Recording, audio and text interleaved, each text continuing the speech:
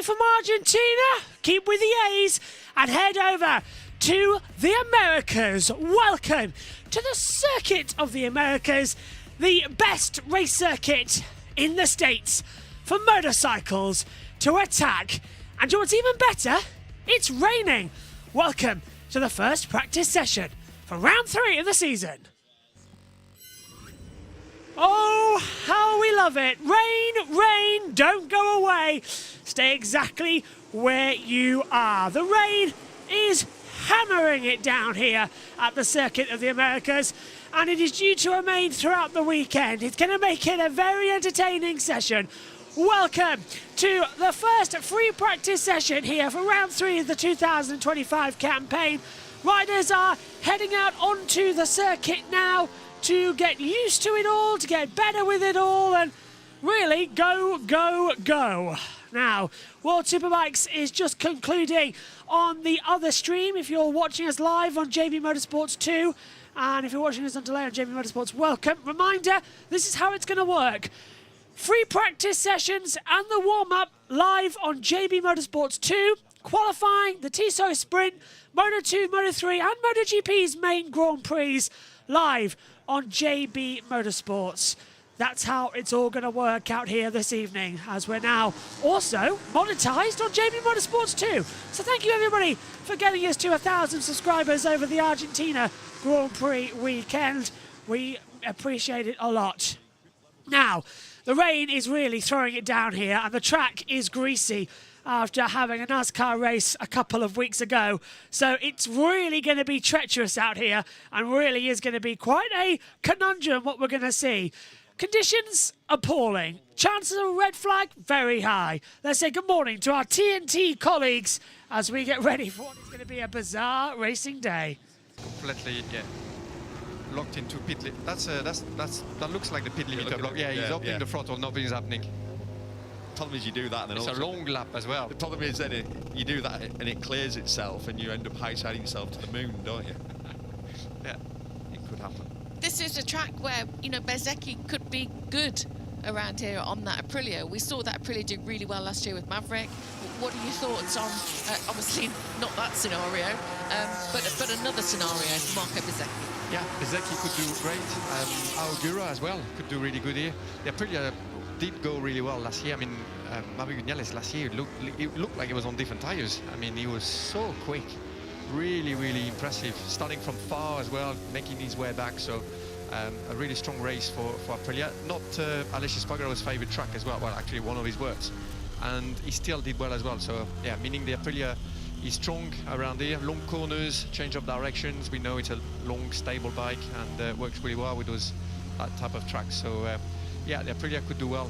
Today though, they're going to have to contend with those really, really tricky conditions.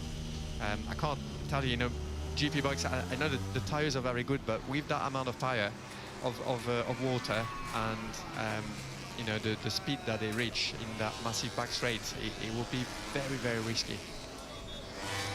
That's coming in there to sort that bike out. Let's just have a few minutes talking about Pecco Bagnaia. A bit of an odd one, really, and he's come out this weekend and he said, I didn't say that I was going to use last year's bike. I thought he did. It was my English. I'm going to read it to you, just so we've got it at hand. So when he was asked about what he was missing with the bike, he said, the sensations I had last year, I took a step forward, but I lack that ability to control the rear tyre. It's something strange because I'm riding last year's bike, which we know. It's last year's engine and, you know, with some extras on. Maybe in the next race, I will go completely back to the GP24 because I have strange feelings at the moment. So you can understand why. Yeah, strange feelings is going to be a weird one, and you best to stick to what you know in these strange type of situations. As Zarco top, it's a 2-minute 24 lap time as things currently stand here. Welcome to everybody who's just joined us for World Superbikes. And that second session has just concluded. We've been live. It's been bikes, bikes, bikes all day so far here on JB Motorsports, live on the second channel. And then, of course, back up on the first. This is where we do the practice sessions, and then we'll pop over for the seconds there. Times coming through. I'm not going to say thick and fast, because very slowly and very cautiously. Marc Marquez, though, he's already 1.6 seconds up. Jack Miller's fastest, 2:23.291. Zarco, Bagnaia, Vinales, Mia, Marquez, Marini, Chantra. I wonder if the conditions get worse later on throughout the day, if we might see what we had in Qatar last year, where it was so wet on the Friday that the actual time for qualifying, and Marquez nearly drops in the last corner. The 45 minutes became practice 3. That became the practice session in order to determine the running order. So Saturday morning was more critical than what it would be. But yeah, conditions here are a little bit less than ideal, as we'll try and get our graphics sorted up here in the comms box. Less than 45 minutes to go. The conditions are entertaining, to say the least. Pecco Bagnaia told the media that he's considering reversing, as I said, to the GP24 from this weekend. It's same engine, but new aerodynamics. So will Bagnaia go to the 24 bike again, as Marc Marquez has done a 2-minute 22.009.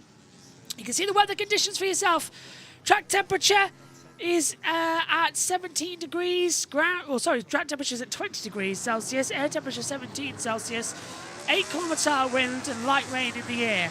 We're going to have a special guest with us on Sunday for the Grand Prix. Mallory Dobbs, the world, the WCR rider and Moto America rider, will be joining us in the commentary box. A good friend of ours. And Mallory's on the headset. So Mal, if you're watching, I hope testing's going right in Valencia. We'll be hearing from her throughout the weekend. Right now, though, Johan Zarco in 3rd position, Miller 2nd, Bagnaia still there on top as they try and come through. As we'll back to TNT. What spec bike? That's roughly where we're at. So that's Pecco's bike. That's the bike that Pecco rode all last year. That he's got all the information. Mark doesn't know that bike. He was riding the 23 version. So Mark's jumped on the bike that Pecco knows really well and not complained once about anything. And all we're hearing is complaints from Pecco Bagnaia. So all it screams to me is it's the psychology of racing.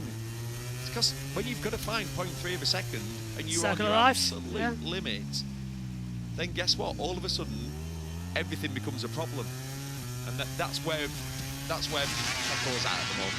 Lot of water as Franco Morbidelli sets the top time at 2:20.358. So the track is somewhat improving on what it was. Let's have a look at Marc Marquez. Peter says 7/10 up. It's a 2:19.710. So the track is staying very wet, but the rider's getting more and more comfortable with it. They've got the Michelin full wets on, soft front, soft rear. A few gone for medium front, but so far I think everyone's on the soft rear tyre, which makes sense. You don't want to put it too wrong. And still problems for Marco Bezzecchi. He's on a 2nd bike now, and the same problem seems to have affected him down the back straight. This is really bizarre. So he's now on bike 2, is Marco Bezzecchi, and he's effectively stuck in limp home mode, crawling back down towards turn 12. This is I've never seen that happen twice. Bizarre and strange as they come through as well. 19 riders set lap times out of the 23. Those who haven't are Ralph Fernandez, Marco Bezzecchi, and Ayagura taking through, actually. So we've only got 22, 21, 20, 21, 20, 22 riders here this weekend, not 23. I will hold judgment. Don't know what we're going to do. We're going to get to 23 later on in the season as well to redo ours whenever Jorge Martin comes back. They got Martin's on back today. Could you imagine Jorge Martin first session back in MotoGP having to contend with these conditions? I know you're not seeing it. If you're watching along with us, you know, but to try and give you an example, imagine you've run a bath and it's leaked over and the floor's starting to get a soaked river. That's partially what we've got out here on the circuit, especially as all the water is sort of collecting on the start-finish straight because you've got a massive uphill incline into turn 1, so all the water's running downhill, which is making turn 1 very treacherous. And the whole start straight to try and get traction. There's a wall of spray as the two Hondas come across the line as well. Mia goes 4th. Morbidelli's looking good as well on an improvement. Lap time cancelled for the 35 as Fulminal de Geer goes in to 14th position, 2:22.024. Here comes Morbidelli. He goes top on a 2:17.679. Marc Marquez also closing in now over the last corner, over the line, and Marc goes faster with a 1:17.254. So this is the first ones coming through. Yeah, rumours going on as I can hear Susie talking about it. If you had just joined us on the World Superbike coverage, you might have heard that there's rumours going around that Top Rack is linked to Honda as a factory rider. Let's see what TNT say of it with MotoGP side. For the last 2 years, nobody wanted to touch, you know, somebody like Ayogura, Japanese rider, promising Japanese rider coming up the ranks, not wanting to go on that bike because basically he didn't know if he was going to be competitive and signing for a rival manufacturer. So they've turned things around. It's really impressive what they've done. Unbelievable. And those 2 first races for Honda, not just for Joan Zarco but also for Joan Mir and Marini. It's been really amazing. Zarco sits in 5th in the championship. I mean, really, they basically. Let me rephrase that then. Not that it ever comes down to this, but does he deserve a factory offer? He deserves it, but yeah, then it becomes political. Like you said, in LCR, he gets the same treatment, so he gets the same bike, and he's got a Honda contract as well. So for him, it's a bit more a question of prestige. You know, you're part of the factory team. Then it won't change much in regards to the technical side. But then Honda might want to reserve that sort of status to attract somebody else, to attract an Acosta or a Top Rack or whatever, to attract another rider. So yeah, I think it's a possibility. But if Joan is happy and performing at LCR, unless he really puts it as a veto, as in he continues performing like he is, and he's saying, well, I need that ride, I want that ride, and that's it. Otherwise, who do you replace? Whose contract's up in the factory team? Marini's up as well at the end Marini, of 25. Yeah. Yeah, you'd have to say you probably would swap them. You would. He needs to show something, Luca, doesn't he, now, to actually if you're Lucio Cecchinello, validate his place. You've got your sponsors on the bike, and you've got a contract signed with Honda saying that you've got Joan Zarco with you. You don't want to let him go either. What's exciting now, though, because Honda have stepped forward, now let's just say Zarco did move to the factory team, then there's a seat available there in the LCR team. Because now Honda are looking exciting. Now, for the Moto2 riders coming through, all of a sudden that is now an exciting prospect where, like you said, it wasn't big one! as big as you're going to get.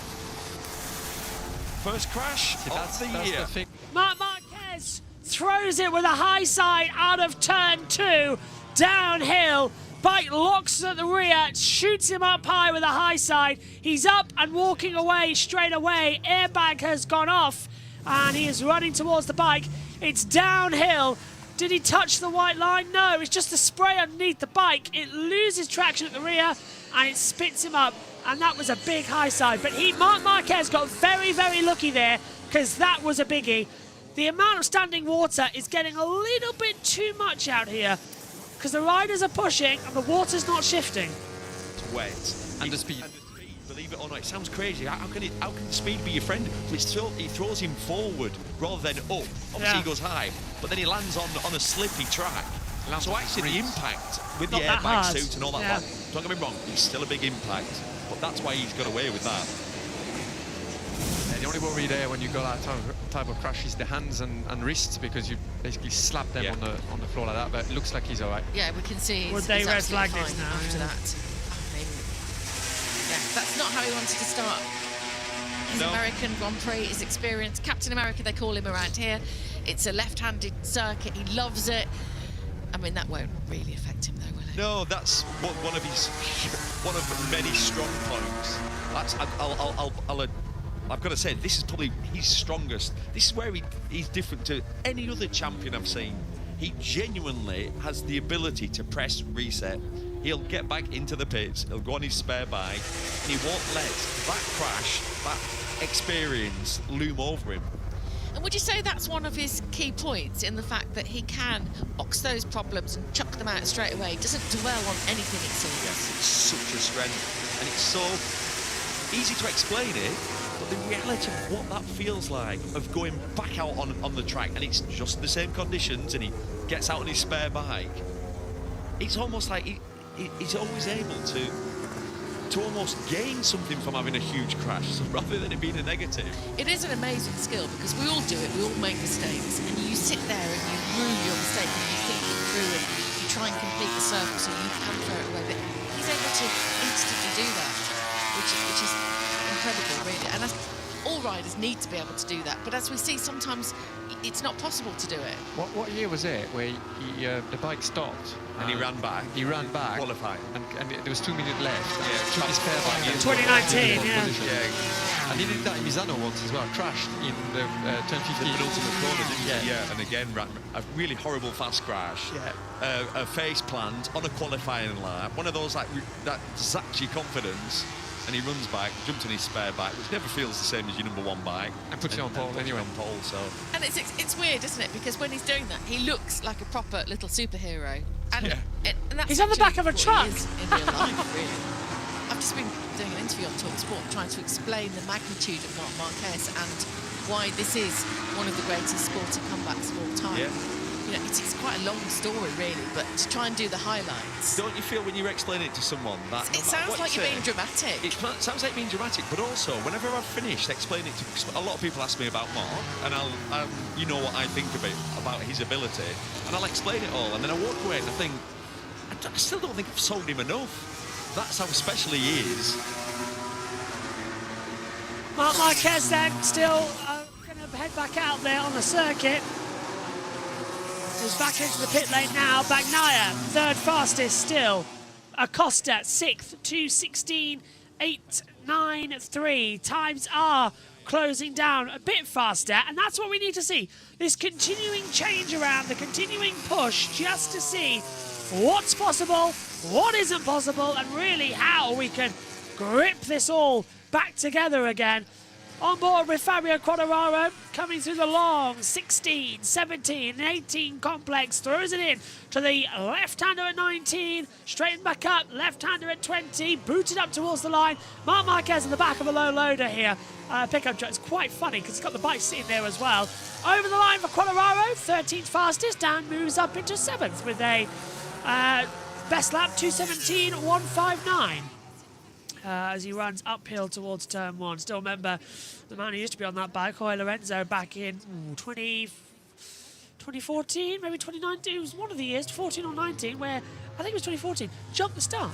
Just full on jumped the start. Somebody correct me on the year of when Lorenzo jumped the start. He went when the lights went on, not when the lights go out. As into the paddock, a vast paddock for Marc Marquez. At least put the bike back, and they'll repair that quickly. He'll hop back out on his second bike as well.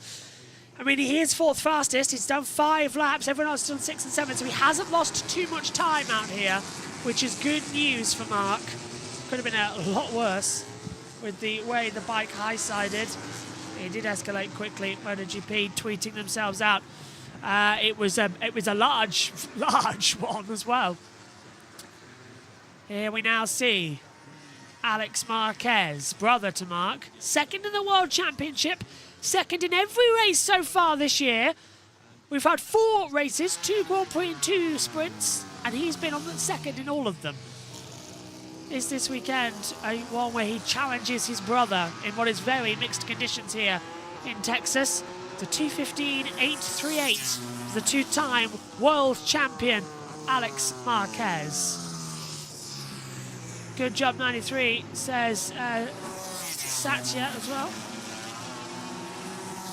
Maverick Vinales for the Red Bull KTM Tech 3 goes to the top. 2:15.653, much better lap time there.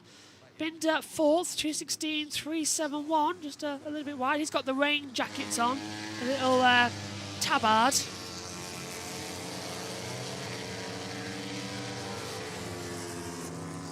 There's standing water, still so much in the middle part. Marc back into the garage now. Davide Tardozzi opening the door for him, and the cameraman, which is quite nice. That's quite respectful. I know they need to get this one sorted. Marquez 93 speed shop at the back. Yeah, there we go. You don't have to come in anymore. You've got your man on the second camera. Marc sits down now. Talks what happened. Simple as conditions just got the best. The way it just high sides out, it's nobody's fault in the end. Let's take a look. once more down into turn 2, just tractions the water on a different part. The rain makes the track change at every opportunity, and so that was his first crash of the season for Marc Marquez. However, he did crash in pre-season testing, so it may be his first crash of the actual season, but it's not his first crash of the entire year, because he did crash in Malaysia in the Sepang test. Just launched him, 77-degree lean angle. If that had happened exit 1, he would have flown a lot further because where the gradient is. So he would have gone straight and down. So he would have flown longer where the track was because he would have stepped in position. And when he landed, he would have landed a lot further down. So better to happen at the exit turn, at the bottom of the hill at turn 2 rather than the top, because that would have hurt big time. I can't wait to go in reverse. Imagine turn 1 exit. Whew. Week in hospital for that one if he did it there. Bagnaia, 3/10 up in sector 3, over the line now, and moves from 5th to 1st with a 2:15.490.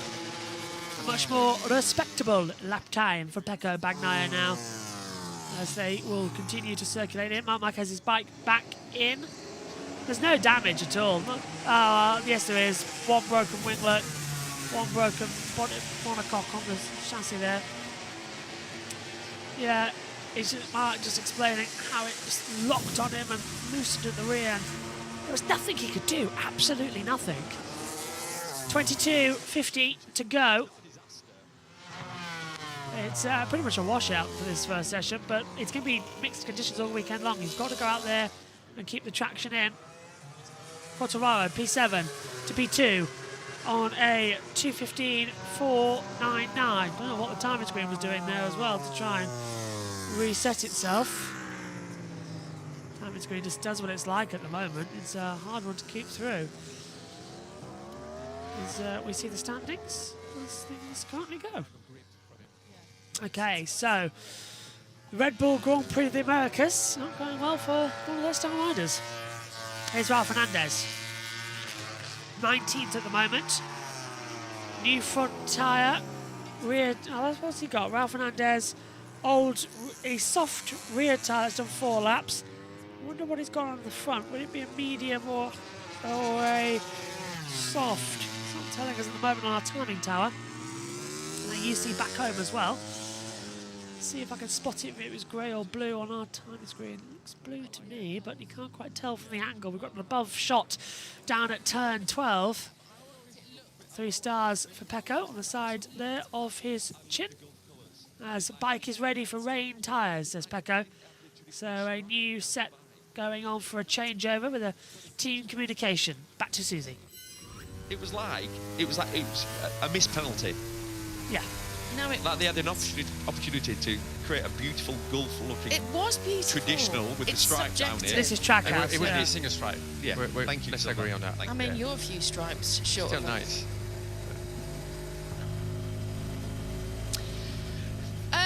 We can. Oh, we're lost Now, because in the wake of Marc's crash, Gavin. I wonder where he was. I know he's probably taken a brolly. Let's find out what he's got to say.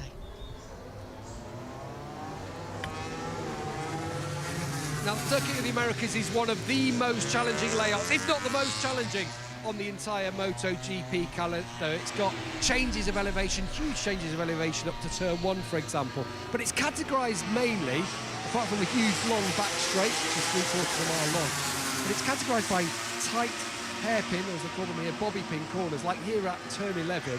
So tight, the apexes, there's just nothing of it here. They're all 5 of them on this 20-corner circuit, 5 first gear corners, all of them left-handers. It's a real challenge. You just see Alex Marquez coming through here now. Now, this is the part of the racetrack Marc crashed out on the Grassini bike a year ago. He never looked quite comfortable on the GP23. He looked so much more settled in the braking zones on the GP25. But what I'm noticing out on the racetrack is the amount of water on the track. It looks like there's a kind of sheen over the top of the surface. I'm not saying it's dangerous, but it really is treacherous for the MotoGP riders. Not actually that much rain falling. yeah, it's drying up in certain areas around the racetrack, but definitely there are areas where there is water on top of the surface. So not only is it a real challenge of a layout anyway, but then throw the water on top of that, and that looks like what Marc Marquez has been caught out by there, just standing water on the racetrack. It is, yeah, a really tough prospect. Yellow flag, we've got a big crash. Down in here. The problem they're going to have Pretty up. through here is gaining Bezzecchi. grip out of these tighter corners where Yamaha may struggle this weekend. But as we've seen, this track can bite you at any moment. Yeah, and Bezzecchi's been bitten. Gav. Gav, well, it's just bitten Marco Good timing. Bezzecchi. Yeah. That was good timing, Gav. And actually, he's having a nightmare of a session. Yeah, and that'll probably be a bit of frustration as well. It's through the Mickey Mouse S's. Look, Oh, it's a and high that side is again.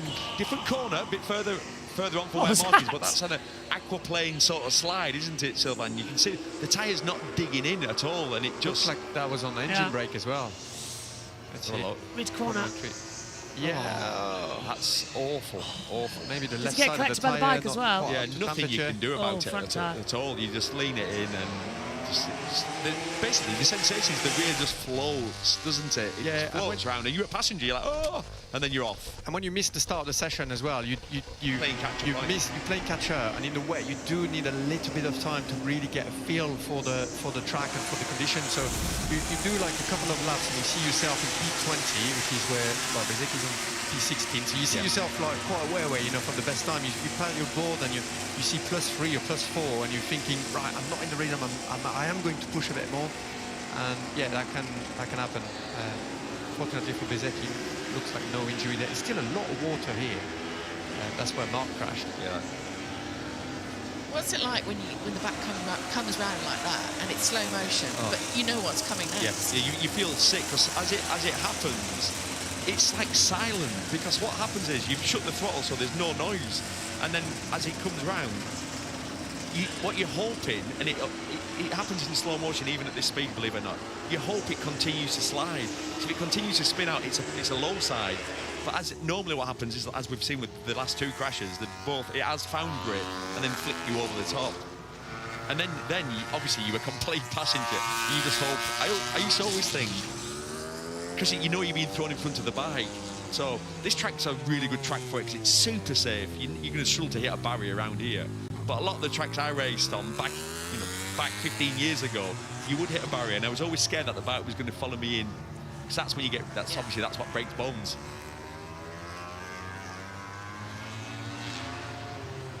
Yeah, you're right there. It's just a horrible couple of corners to have accidents at as well. Watching Raul Fernandez, 145, 141 in that third sector's 9/10 down with 16 minutes to go. It's gone quite quickly actually this opening session, but then again you sort of know, you start to twig exactly what trouble you're going to have and how much of the circuit is good, how much is bad. Raul Fernandez looking good in that third sector actually. He's going to improve that from 15th. Computers predicting him to go 8th. Let's see where he goes over the line. And Raul goes up to 7th. It's 2:16.354. 20 riders setting lap time so far. Salvadori's just done one now on a 2:24.964 as well. Ayagura, the only one who hasn't so far. Always keep a brolly with you at this stage. Although it's beautiful conditions here in our UK studio where we are. Sunshine outside, bit of a cool chill, but it's been quite warm today, so I've gone for a little light Hawaiian shirt. And to be honest with you, I was so busy with World Superbikes, I take on a look at the track, and then first time I see, oh, it's throwing it down with rain. Lovely. Garage 43. Is Marc back on track? You must be a wizard, my friend, because here he comes now. And we're on board with him, leaving pit road. He's on bike number 2. So let's see what this one brings. Lunges forward, lunges his legs out, left, right, check. And out he goes up towards turn number 1. Light rain at the moment. There's no real struggle. What we've got right now is the conditions of it's just standing water. It's not moving away the way you want it to. It's just sort of, it's holding pattern around the track as it goes gingerly through turn 2. And you can see that the way the track is sort of at the moment, it's just the water, it's just sitting visibly with puddles. It is quite bad, and there's the racing lines are just about raceable, but go offline, you're down, and there are sinister puddles. Jorge Martin is here in the Aprilia garage, watching on. Not a rider just yet. Already this year's World Championship is gone for him. He will not be this year's World Champion. He will be 6 races behind everybody else. Well, he's currently due to come back at the Spanish Grand Prix, which is round 5 of the season. Qatar is up next in 2 weeks' time. Is Bagnaia switching to the GP24? He's making that decision over this weekend. We'll find out what he's going to have more in practice later on, if it changes it. 2:16, 2:66 for Raul Fernandez, stays in 5th position. On the 2 first races, and we know he's strong in the wet as well. He's won races in the wet before, so yeah, he's looks like he's the full deal this year. Not quite to the level of Marc, but well, at the moment he's best, best contender. Yeah, best for the rest, and very close to Marc. Isn't it interesting when I was thinking about this the other day? Like, so obviously the way Alex Marquez has started the season, sits second in the championship, been second in all the races, and he's never won a MotoGP race. He's won a sprint, but not a GP. Yeah, it's like you've got to think this year that it could happen, but he's got to beat his brother. Yeah. In order to do it. It sounds stupid, but it's... I've noticed also, Ayagura's not completed a lap. He's actually on an out lap now. He's been... They might have had some kind of issue with the Aprilias. I mean, that pit limiter or whatever sort of limp mode they've had across twice. the garages, they're struggling, aren't they? That's the bike basically not recognizing that it's exiting the pit lane. Normally they have like an automatic pit limiter. Yeah, the bike is staying stuck, so maybe Ayagura with a few trouble as well. Pedro Acosta just sitting outside the top 10 in this session. Obviously with KTM, there are issues, conversations being had at KTM. A lot of people are talking about the future, understandably, of Pedro Acosta being the precocious talent that he clearly is. And obviously his name has been mentioned for HRC, for Honda. It's also been mentioned VR46, which I don't know, if you were his manager, where would you, if you moved him from KTM, if the signs weren't good at KTM, where would you want your boy to be? Well, they're the 2 interesting ones. So if HRC come knocking, they come knocking with a huge checkbook. It's life-changing amounts of money. We're talking. We're talking more than 10 million per year, and it'd be a multi-year contract. So yeah, ridiculous money. Obviously, if you sign for a satellite-supported team like a VR46, of course they've got good funding, but it'd be nothing like that. But then if you're Pedro Acosta, having had what is now, he's in his 2nd year on a, let's say, well, I'm going to say on an uncompetitive bike. If I'm Pedro Acosta's manager, all I want to do is try and get him on the best motorcycle possible, because then the championships will come, and then the money, the telephone numbers, money will follow. I guess it's great because 2027 looms with the new rules. Do you not go with the might of HRC? I'd be hard not to. Yeah, I would disagree with you, Neil. I would really look at that option for Acosta. I think that'll make a lot of sense. And I think on Honda's side as well, you've got to be thinking that this would be a really, really good move to do. Obviously Acosta, we know how talented he is. Now that the Honda is showing promises, it looks like it's something. Let's say it's a move that would make a lot of sense to me. With 2027 coming up as well. The new rules are going to change quite a little bit. Everything you wouldn't want to bet against HRC to be back at the top. What I'll also add is, think of the lack of success HRC has had across all championships since, well, obviously since Marc jumped off the bike. But think of other championships. Think of their lack of performance with their factory effort that they've had in World Superbikes for quite some time now. It has been disappointing. Look at any other championship that they're involved in, it's not been And they know with Marc's story and the Marc and HRC story, they know they need a special talent. They need to get. Oh, they'll be. Need to try. Oi! I suppose another one of those really similar ones. Sort of, Franco Morbidelli just saving it. Yeah. You'd be relieved after that. Yeah. You'd be like, yeah, that was close. And you can't really control this. No, this one. no, you'd sort of a passenger. The rear comes around, you shut the throttle, you panic, and hold your breath, and you're like, oh, just about got away with that one. Yeah. Frankie's quite good at saving them. I think it's because he's so relaxed. Chilled. Oh, Susie. Yeah, could be. Oh, has he got a problem again? He has. So he's gone out on his. What's happened is he came in, went out on the spare bike, crashed it. Oh yeah, again, yeah. And then they've sent him back out on the one with the faults, and yeah, this is not how we want to start the weekend. Especially when you've got your world champion in the garage as well. Yeah, they'll be saying to Jorge Martin, stay at the hotel for tomorrow, will you? Yeah. Not brought any luck. Got a few things to smooth out here. Because Jorge Martin, you mentioned that there's this sort of corporate test thing going on Monday, but of course we know that Aprilia asked if they could do a private test for Jorge Martin because of the situation that he's in with his scaphoid, with his wrist, in order to come back and for a safety point of view, which you can understand. Yeah, makes sense. You know, that makes sense. The argument makes total sense. But in order to be able to do that, they have to have a unanimous decision from all of the manufacturers, and they did do a vote, and it wasn't. It was not unanimous, so unless no. the MSMA change the rules in the winter, you know, it's always going to be with, because basically it's going to disagree. No, and do you know what? Davide Tarnozzi said it really well. He went, yeah, well, and Bastianini crashed in the first. They weren't granted that. They weren't granted the privilege of having an extra test to test his broken shoulder blade. So, and it's fair. It's like, no, it's... The only thing I would say is, like, he's the reigning world champion, and this sport is better with him in it.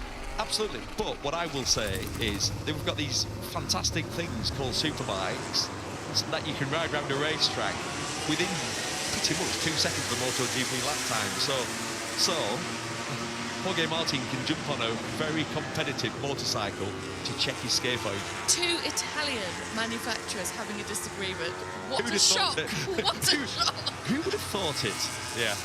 I think it makes sense. Maybe this makes, if they all agree about the principle of it, it makes sense to maybe change the rule book during the winter. I agree. When I think when there will be no, absolutely, you know, no. Well, then it's level. When nobody gains an advantage. Exactly that. It does have And to they'll probably agree about this because they've all been in the situation.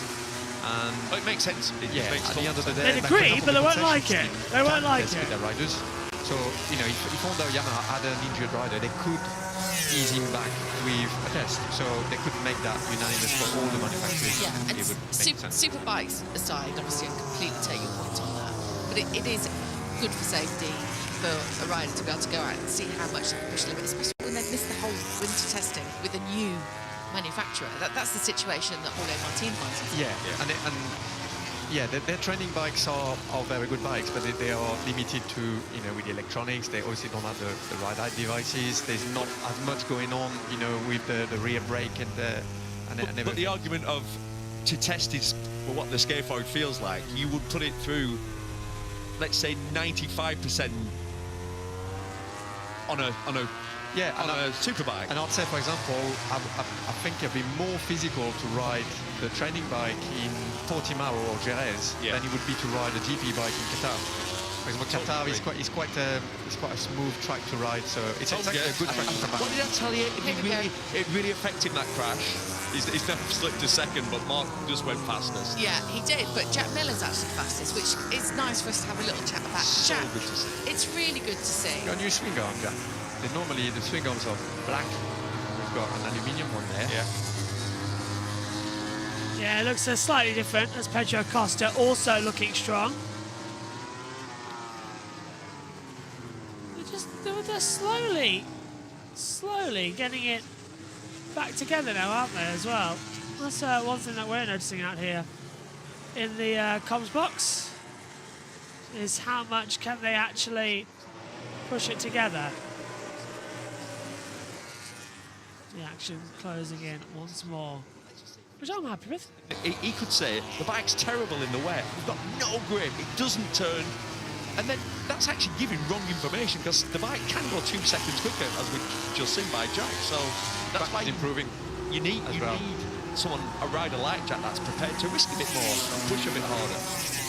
Just a shout out to Augusto Fernandez, who's standing in for Miguel Oliveira. Obviously, Miguel Oliveira crashed, got taken out at the last round, and unfortunately had a dislocation and has suffered some ligament damage and some bruising, and so isn't here this weekend. Augusto seems to have been standing in for everybody. He's standing in for Johnny Ray, and now he's back in the MotoGP paddock, and sitting up there in 15th. Mega. That's absolutely fantastic, isn't it? That is very, very good.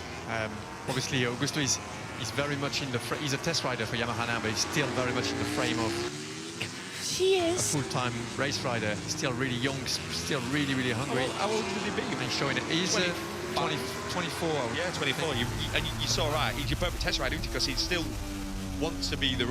He didn't want to be a test rider. Exactly. He took the. No, he didn't. He was very much kicking and screaming as we've got our new camera set up, new laptop, which means when we sit down, we've got a brand new 4K camera pointing at me, so I look a bit sharper. Hopefully you enjoy it. As Marc Marquez then third fastest, 2:14.582 with 4 minutes to go. Vinales in P5. We're just testing out what it looks like, so let us know if it's good or not. We can also change the background on it, so that's going to be handy for things. There's Acosta very much 2 tenths up at the pace at the moment, and just to prove it to you. Hello. Change the background. Which is going to be handy when we're on green screen, actually, when this does the other one. How do I turn it off? There we go. And you can also got this new thing called Center Stage, where it follows me around the room. So if me and Megan are ever needed, it can do that. So yeah, hopefully you enjoy it. It's going to be a lot of fun, what we're going to try here. Pedro Acosta, 3.5 tenths of a second up at the moment. Johan Zarco is quick too by 7 tenths of a second. Marc Marquez as well going for another run. First sector was okay, 38.1. Middle sector is a 32.204. So lap times will be improving. Acosta, Zarco to the top, 2:12.830 for Zarco. Much better. 2:30 to go. Alex Marquez estimated to go into P7 right now as well. 4.5 tenths of a second faster for Zarco. That was his delta. So you can see slowly it's starting to creep up what it needs to be. Just sort of hanging back and holding hands up and say, yeah, we're all fine, it's all good. Lap time cancelled for rider 63 for a short cut. Augusto Fernandez up into 15th. Alex Marquez to 6th on this run around. Wet weather. And look at Brad Binder. Fast third sector, 32.506, jumps up into 4th. We're now watching the Pramac Yamaha from Jack Miller. Now we cut to Marc Marquez. Into the last corner. This will be the beginning of his final lap, with it being over a 2-minute lap in the wet with 1:35 to go. Marc stays third. Lap time cancelled for Ayagura for a shortcut, but he has done a time finally. It's a 2:21.433. So there are some improvements coming. Miller goes second. Zarco goes to the top at the moment. What a 2:12.838. Yeah, that was last time by. No one's setting, as you can see on the sector times, anything fast or impressive. It's very much sort of swapped down. Let's look at their last lap times for the comparisons up here in the comms box. So yeah, just sort of keeping it fresh, keeping it going. All you can really do in these strange times that this session's bringing us. What's this? Zarco puts in the top time. Morbidelli. Fast sector 1, fast sector 2. Now, well, I can't see the first 2 sectors. It's not letting me come up. Lap time cancelled for the 37. For track limits for shortcut track limits, that's Pedro Acosta. Time has improved, however, for Franco Morbidelli. Let's see if he will get the deltas. Nah, Morbidelli's transponder's broken. Nothing's working there. It's not, well, that's weird. We're not getting any delta from Morbidelli. Over the line he comes now. He hasn't stopped. it has. 2:12.531. Morbidelli goes fastest as the checkered flag comes out here at Kona. Alex Marquez 5th, 2:13.314. Mark sector 1 is very bad. What is it? 37.6. Yeah, it's 2 tenths down. Miller might end this session fastest. Oh, only 4 thousandths down now. Who's taking the flag? Bagnaia's taking it. Marc Marquez only goes second. 2.5 tenths down to Morbidelli. 2:12.780. Kind of saw that coming, sadly, for Mark. It's not the best sector he needed to attack with. To be honest with you, can't see many improving on where they need to be at this stage of the session with the conditions the way they are. Light rain still, ground temperatures agreed at 21 degrees though, that will start burning it off shortly. Miller goes second, 2:12.614. That's 83 thousandths off of Morbidelli's time. Yeah, I think that might be it. There isn't really much change going on. Fermin Aldeguer goes 13th. 2:12.528. Acosta's lost time in sector 1, says Lou. Hello, Lou. Yeah, 38.1. 32 middle sector. That's not going to be it. I think everybody's now taking the flag. Yep, that's it. Franco Morbidelli tops P1, a very wet P1 here for MotoGP and the Americas Grand Prix. Marco Bezzecchi, 2.5 seconds down. He'll be the last one to take the checkered flag. And then practice starts on the grid. May be taken upon. Yeah, 2.539 down for Bezzecchi. So sadly, we kind of saw that the changes and the points differentials. Bezzecchi, 19th, 2:15.682. Morbidelli, fastest in the final 2 sectors. He's done it, 2:12.531 then. Right, what a first session that was. Let's hand it down to TNT Sports with the practice starts coming up. The cappuccinos will be bubbling away down the R46 with Frankie topping that session, continuing the good form that he found in Argentina. And that is fantastic to see. And it's a good story. And you know, let's hope it continues, because it's good to have Frankie in the mix, isn't it? Don't see why it's not going to. Bit of goon riding from Jack. We haven't seen that for a while. What a beautiful riding style that is. It's the future, is that? I thought it was you for a minute there. See, I think they've got it wrong. The new school, that's how you ride a bike. Lay your body over the top of it. Hello. Throw your knee on the ground. Little flag to flag there. Could happen. Got the good news, Silva. Come on. Next up is your favourite part of the weekend. Yeah, Got the we missed you starts. last time. Ah, yes. Got the Practice starts Well, they coming need up to in the now. wet because, you know, with the spinning problems, well, spinning sort of limitations, they need to dial that in as well. Yeah, with the finish line, well, the start line is actually really soaked with water still now, even though the rain has stopped. So, yeah, they need a bit of practicing. We've got a couple of minutes before they go out for the practice sessions. Is Toprak going to come here ever? I don't know. I'd like to see him at some point, but we don't know when or You're if. friends with him, aren't you? I mean, he So- wants to hurry up because he's, you know, starting to get on a bit. Well, top rank. Toprak will be 28, is he 30, isn't I-20? Maybe 30. 29? Google it. Okay. You have a look, But Neil. the trouble is, every year, obviously, getting a year older. If you're going to wait till 2027, that's another 2 seasons away. Yeah, and who knows, you know, we don't know what the plans with BMWs are, you know. 47 years old. I think that's right. No, he's 28. 28. 28, Yeah, okay. so it's still That's got a bit how of they time. do season. So there is time, isn't there? Yeah, and there's many factors there. There's obviously, yeah, well, obviously it's going really well at the moment with BMW in World Superbike, winning the title last year. I think a lot of that, though, with BMW is down to the test rider. Yeah, 100%. Well, did you see the session bike seems to have improved today in Portimao? Toprak first, and there's another BMW with Mikey van der Mark third. Yeah, So- not bad test rider. I don't know who has helped develop and sort of steer that I don't know. in the right direction. Is it fair to say that the Michelins wouldn't be great for Top Rank, but the Pirellis would be in terms of the way that he brakes? It would help the transition a lot.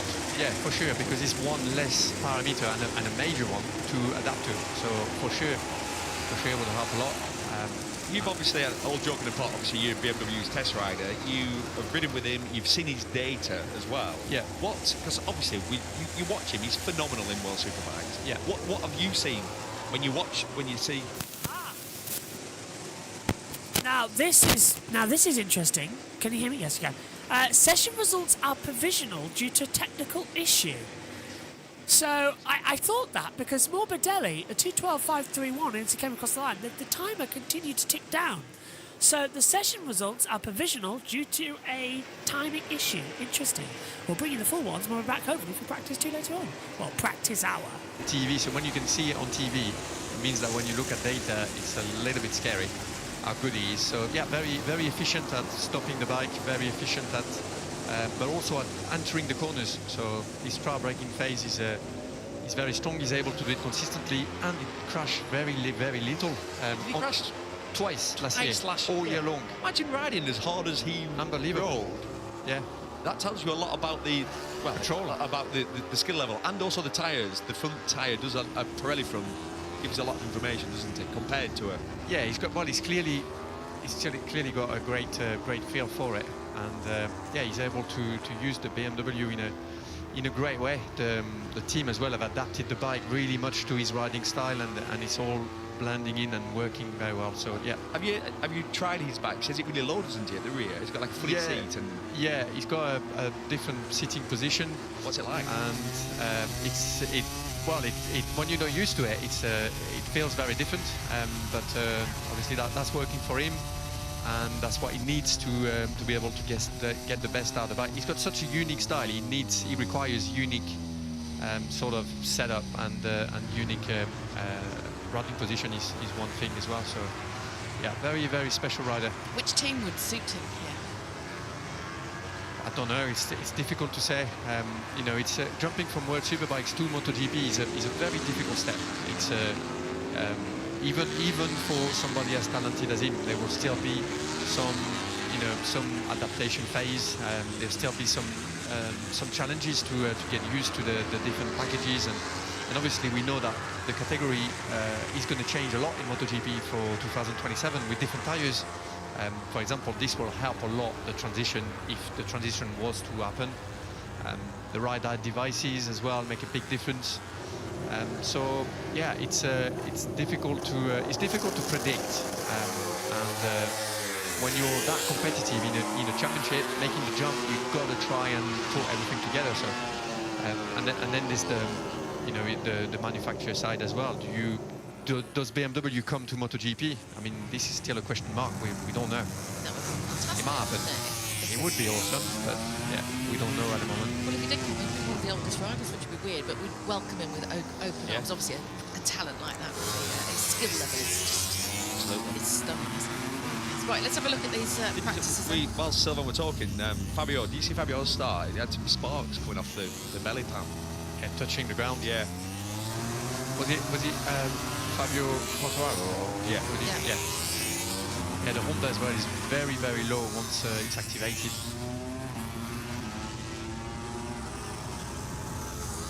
Have a look at Marc then.